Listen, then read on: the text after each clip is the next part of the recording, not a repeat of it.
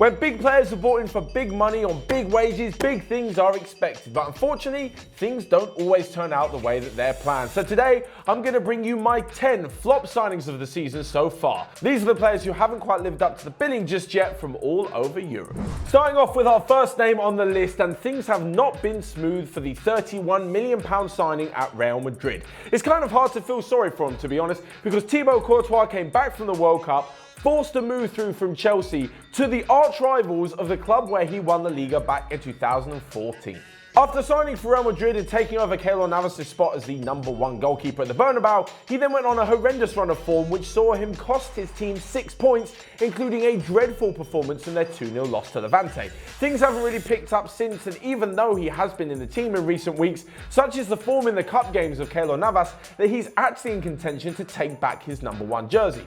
This means that Courtois, despite being the clear favourite in #1, may actually find himself back on the bench, all just a few months after being named the best goalkeeper at the World Cup. Chelsea fans must be laughing themselves to sleep every night, having seen the performances of Kepa in goal for them at Stamford Bridge. To be honest, it was a bit of a risk in the first place from Real Madrid, dropping a goalkeeper who's won them 3 Champions League titles, but such is the faith that they've put in Thibault Courtois with their 6-year contract that I do expect to see him in the goal in the long run. However, for the moment, he's not been very good, so he goes down on this flops list. In at #2, and is someone who I'm sure you'll have a lot to say about, so of course, let me know about him and every other player in the comment section below, but we're leaving Real Madrid to move to Barcelona and to the winger Malcom. Now, Barcelona managed to tempt Malcom away from the hands of Roma with a £36 million bid and the offer of Champions League football alongside Lionel Messi and a huge pay packet. However, this amount of money looks to have backfired. He's made just 7 appearances in La Liga and 1 start and produced 1 goal for the club, and that was in the Champions League. That, by anyone's standards, is just not good enough for an attacking midfielder.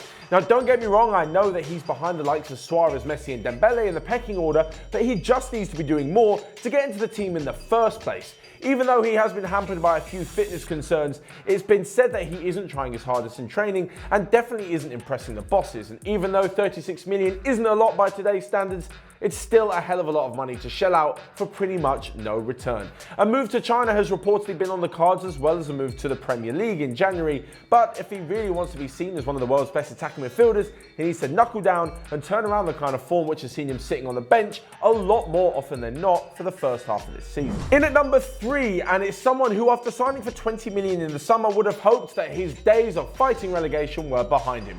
This is because when Alfie Mawson left relegated Swansea, he joined Fulham. Now, although they're a newly promoted club into the Premier League, they spent big, they bought in some top quality players, and he probably would have hoped that, okay, they weren't going to be top of the table, they weren't going to be top half of the table, but they definitely wouldn't be fighting relegation just like they are now. Fulham find themselves in the lower reaches of the Premier League and in dire threat of being relegated. So much so that they've got rid of their old manager who got them promoted and brought in Claudio Ranieri. Now, I'm not saying Mawson's completely to blame because the whole squad has got to look at themselves, but considering that he was a target for the likes of Tottenham and Manchester United in the summer, he needs to be doing better and living up to his potential. The former Barnsley player is now 24 years old, and if he wants to get anywhere near the England squad again, he needs to be putting in consistent performances on a consistent basis. Maybe he should think about turning his form around at club level with Fulham before thinking about getting back into the 3-line squad. Let's be honest, no player wants to have back-to-back relegations on his CV, so Mawson should turn things around sooner rather than later. Moving away from the Premier League for a second, but we will come back to Fulham later on, and now we head to Monaco, where one player would have been absolutely delighted when the legendary figure of Thierry Henry walked to the dressing room to become the new manager of Monaco. However, a few games later, with some disastrous form under their belts, Henry is cuts a pretty forlorn figure off the pitch, and on the pitch, Benjamin Henrichs at left or right back isn't doing too much better either. He's part of the defence which has seen Monaco drop into the relegation zone ahead of the Christmas period. This all just 18 months after they were lifting the league title. Before his move to Monaco in the summer, Henrichs was at Leverkusen. He was pretty much in the team as a regular, and he was even in the German squad that won the Confederations Cup last summer. So where did it all go wrong? Well, after a few touted moves in the summer, he chose to move to Monaco. Quite why, we don't really know, but it's probably to do with money. Since moving there, things have gone from bad to worse, and he's managed just 1 goal and 1 assist, which isn't actually very good for a notoriously attacking fullback. Maybe it's the system he's playing in, maybe it's the manager he's under. But much like many other players on this list, he needs to turn his form around at club level before he can think about getting back into the national team. Now, I know he's only 21 years old and he does have time to turn it around, but being brutally honest, I don't think anyone ever got into the German national team whilst playing in the French second division. And talking of German flops on this transfer list, up next is someone whose money motivation has completely and utterly backfired on him. A standoff with Schalke meant that Max Meier didn't sign a new contract at the German club, the club where he was brought through alongside the likes of Leroy Sané, because he thought he was better than them. He thought he deserved more money and that he should be playing regular Champions League football. So why on earth, in August, did he decide to sign for Crystal Palace? Now, I don't mean to go and offend Crystal Palace fans, but they're hardly near the Champions League, and to be honest, I don't think they will be anytime soon. Definitely not without some major investment. He demanded he be paid around £80,000 a week, but so far, Palace fans in South London have seen nothing of the sort to deserve that kind of money. He's brought no goals and 2 assists in the Premier League so far this season. None of the link-up play which we saw at Schalke is there, and to be honest, he doesn't look like the kind of player who could turn the game on its head. That's what you'd normally associate with a creative attacking midfielder and a number 10 role. It's for all of these reasons that he definitely makes our flop list, although I don't really see him going anywhere soon. This is because those are the teams that were probably interested in him when he signed for Palace definitely won't be interested in paying any sort of money for him now. I guess the only reason Palace could pay such a high wage is because they didn't have to pay any transfer fee.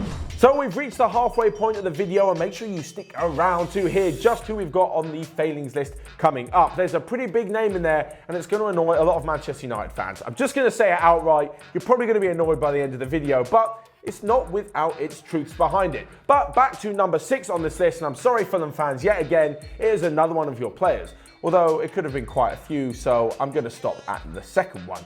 This is Jean-Michel Seri. Now, last season, Seri was linked with a move to Barcelona, and you'd think, wow, he must be a pretty good player. So when he turned up at Craven Cottage a year later, it's no wonder that fans and pundits alike were super excited to see him.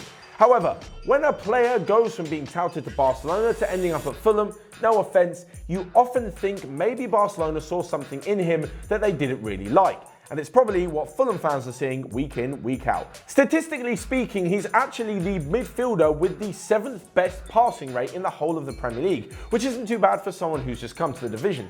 However, the rest of his performances have been pretty poor. With all of these passes, he's only managed 2 assists. Add on to that, he's only got 1 goal from midfield, and also the fact that he is joint second on the list of mistakes directly leading to goals against his team.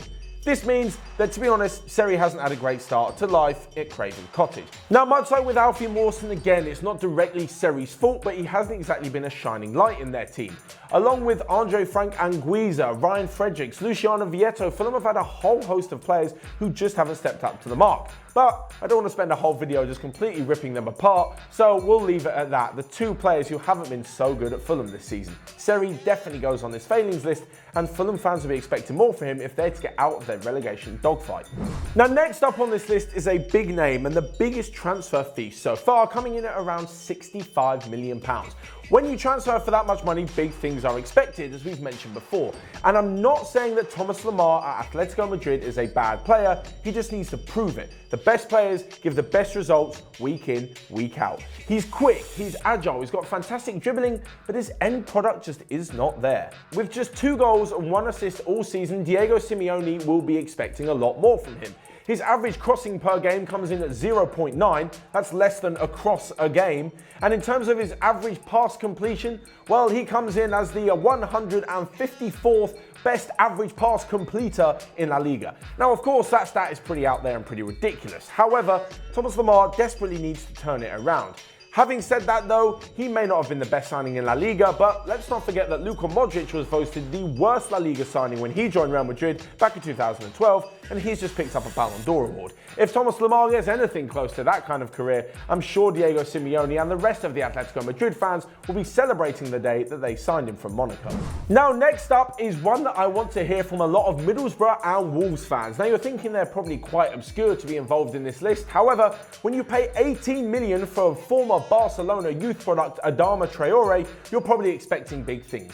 For me, I just can't understand why he isn't a much better player yet. He's got all the athleticism in the world. He has an incredibly low centre of gravity. He's lightning quick, possibly one of the quickest players in world football. Incredibly strong, and when he drops his shoulder and moves in another direction, he can leave defenders on the floor and make things happen. But Once he's done that, his final product is pretty shocking. Now, he hasn't actually played a huge amount of games this season. Of the 11 appearances that he's made in the Premier League, only 3 of them have been starts. But the rumours coming out of the club are that he's not even trusted to start a game. He's literally been demoted to super sub. He'll come on with 20 minutes to go when the opposition are quite tired and run them absolutely ragged. Not that he can do that from the start anyway, but it just appears that he's been giving bit parts at the end of every game and just not producing. If he doesn't turn this around, he'll find himself back in the Championship. Now, that's no slight on the Championship, but he was doing much better things with Middlesbrough last season as they nearly got promoted, losing in the playoff final. So if he can't do the business with Wolves, who themselves are having a good season, it looks like he may be shipped on sooner rather than later. Now, second to last, and this player falls into a category of players who, when they're sold by a big club, I often wonder why when they've got such a young, talented player, but inevitably they are making the right decision. There have been so many times where the likes of Real Madrid, Barcelona, and all the big clubs in the world have sold a young player who you think could do something, but they've turned out to be right in the end. I always think about Giovanni dos Santos. He was doing great in the Barcelona youth teams and in the first team squad. They then sold him for about 4 million to Spurs, and all the Spurs fans saw exactly why he went for so little. As for Kelechi Iheanacho, well, it looks like Pep Guardiola knew what he was doing.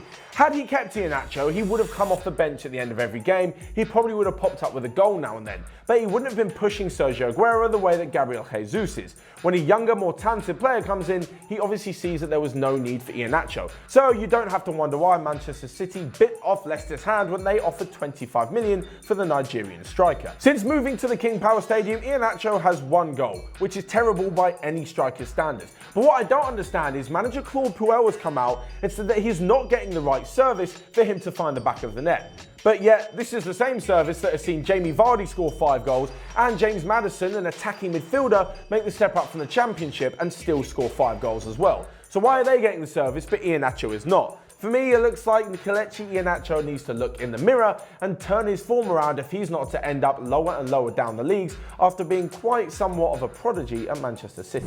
And lastly, we come to, unfortunately for Manchester United fans, someone that I'm not even sure Jose Mourinho wanted in the first place. Because of his lack of first-team action and his snubbing from Mourinho in favour of Fellaini, it has made Fred the most expensive bench warmer probably in Premier League history at £52 million. Fred has hardly been a revelation in the Manchester United midfield when given the chances. However, now that Mourinho is out of the dugout, we could see a new revitalised Fred on the pitch. Since his goal and man of the match performance at the home draw against Wolves in September, Fred has completed 90 minutes just once in all competitions. This shows you just how out of favour he's been with Jose Mourinho, but much like with many other attacking players at United, this could change now that he's gone, as mentioned before. Hardly any players have come out covered in glory, but when you spend such big money, again, like we said before, you expect such big things, and from Fred, United fans just haven't seen it. For me, from what I've seen in previous years, he's actually a really, really good player. He looks far more athletic than Nemanja Matic does, much a better passer than anyone else in the midfield, maybe aside from Paul Pogba on his day, and he looks like he could really add something. So why isn't he showing it? Well, there could be many different reasons, but again, as mentioned before, looking to the rest of the season, I'm sure United fans will want to see more from Fred and maybe not a cheap, unwarranted exit next summer. So there you have it, the 10 flop signings from the summer transfer window from around Europe. But of course, there'll be plenty of chances for more flop signings in January, but we'll review them all at the end of the season. Guys, let me know in the comment section below, of course, who your flop signings of the season are so far, and whether or not you agree with any of the 10 that are in my list. Of course, you can smash the like button whilst you're down there. You can also click here to check out all of the other videos that we've got going on Onefootball. But until next time, I will see you guys later.